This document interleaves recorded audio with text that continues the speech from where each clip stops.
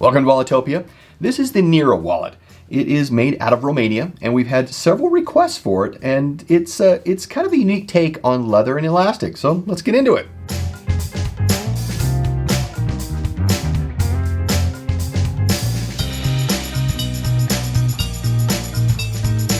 This wallet came wrapped in tissue paper in a shipping box, and so that's why we have it just out like this.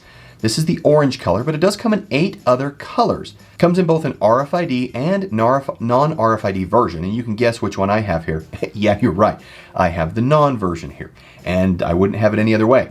This model is also personalizable up to 9 characters that they'll stamp on this leather for you. Has 5 slots here. Wow, it's just amazing. So 1, 2, 3, 4, and 5.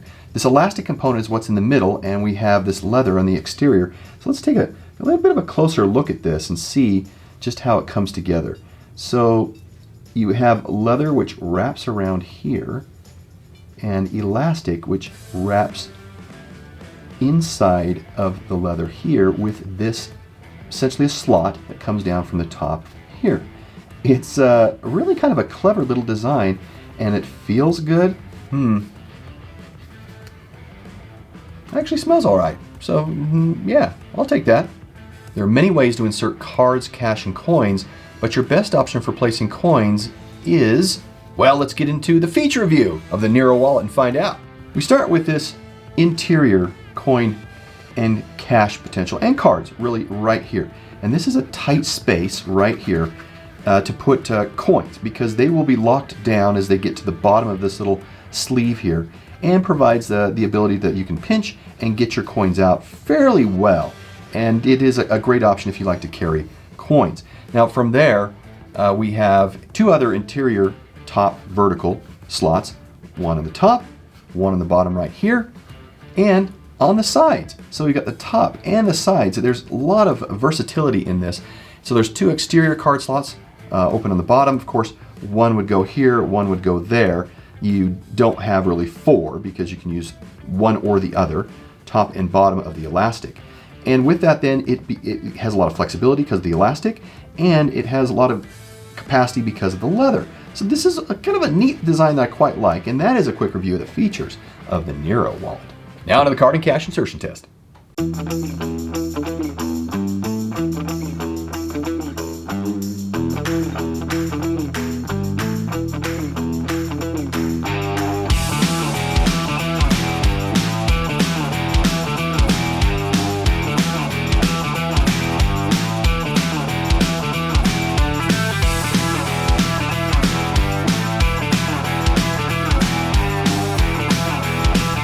Minimal carry on this will be 4 cards. Reasonable is probably 6. The company recommends up to 15 cards. Now that really is only possible in my mind if you don't carry cash or coins, as you really are stuffing it to get to that point. And especially if we look at how we only had 6 cards in here, 2 on the top, 2 on the bottom, and then also 2 here. We have cash, but really the factor that determines, I think, ultimate capacity is whether you use coins in here. As you can tell, it starts making this bow out. And yes, the question is going to be, well, it's because they're all stacked on each other. Okay, well, let's kind of even them out a bit. And yes, that begins to help, but then you start getting coins that are more closer to the top, and the potential of them falling out becomes even more of a potential problem. Now, even with that, getting coins out of here, like I said, you can do a bit of a pinching, but the pinch method is hard because you have cards on all sides. So you will have to dig to get some coins out of here. So while coins are possible, I don't know if they're really that practical with the wallet. Now for cash, cash is great. You have to fold it in thirds or in fourths to get in here, but it does stay in here, and there is not a lot coming out of here. The elastic really is strong, and of course the tension of having these cards keeps everything together. Now looking at how it's put together, it is a single piece of long cut leather that's folded over, and let me take some of these pieces out here and I'll show you how that leather comes together. It is, you can see right here on the outside that it is a wrap of leather here, but then it comes together here on the interior. And that's okay because, well, let's see if I can get this card out here. This is a bit, oh, I'm sorry, it came out the other side. My mistake. And at this point, of course, you've got all kinds of pinchy capabilities to get coins out, but when you have cards, that's a little difficult. So let's pull out the elastic that just sits here. And again, you have a long piece of leather that comes around here. The elastic comes down from the top where it's folded onto the inside of the leather, and there's this pocket for elastic. And if we see how it comes together on the interior of the leather, you can see that it is glued. Right here, you can see that seam, and that seam is the same on both sides as where the leather has come together, and that's where they use some glue. And you start kind of pulling away at this a little bit, and you can see that there is glue that's used. I really wish there could have been some kind of sewing done on this. You could do a stitch across just the two pieces here. But since all it is being kept flat, it's not being bowed, that probably should work okay. And it's not a bad design. The elastic is sewn on each side to keep it attached and keeps that little pocket going for you. If I could deconstruct the design and I could see how the glue component works, again, I might suggest that it would be sewn there if possible, because heat has a way over time of breaking down glue. That's priced at $25, and from a usability perspective, accessing cards is easy once you understand how to attack each area. So from the top, you can pinch. If you have no cards, that's not realistic, but cash and cards there.